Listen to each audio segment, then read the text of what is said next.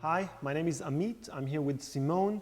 We're looking at the cat stretch with the knees coming off the ground. It's not a proper Pilates exercise, but it's a variation that is used a lot in many exercises, in many classes, and I thought we can explain it a little bit better. So let's go on all fours. Usually for me as a teacher, when I teach the cat, the normal cat, I say hips above the knees, the back is straight, and then the hands are under the shoulders, or the wrists are under the shoulders. For this variation, we change two things. One, we bring the hands about halfway back, or nearly halfway back, towards the knees, and then we actually flex the feet and tuck the toes under, because you're going to be bearing weight on your toes. From here, we're going to do the first part of the cat. So you're going to round your back and stretch. And if a second ago it felt a bit awkward to have your hands so close to your knees, now it feels a little bit better. Okay, so the head goes all the way in and the tail curls all the way in.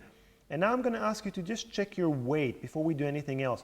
So did your weight go back behind your knees, or is it just slightly forward and it's somewhat on your arms as well? You do need it to be on the arms. You're not going to sink down into it, but you're going to have your weight there. So let's release the spine, because we were there for a little while. Take a deep breath, and as you exhale, curl the spine once again.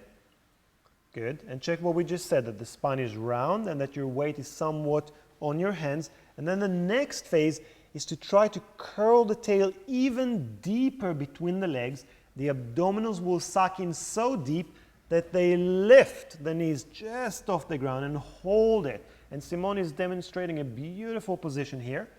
And then the knees go down, and then you release the spine.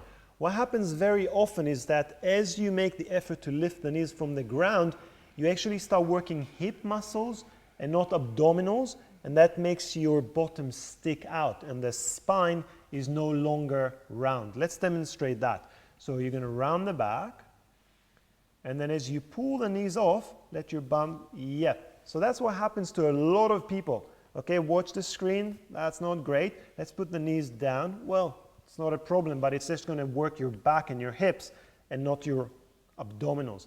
So let's round the back.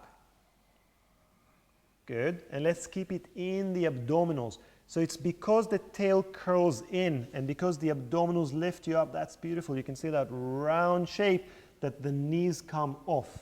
And then relax down and relax your spine. And let me say one more thing about it, and that's about how high you lift the knees. So round your back.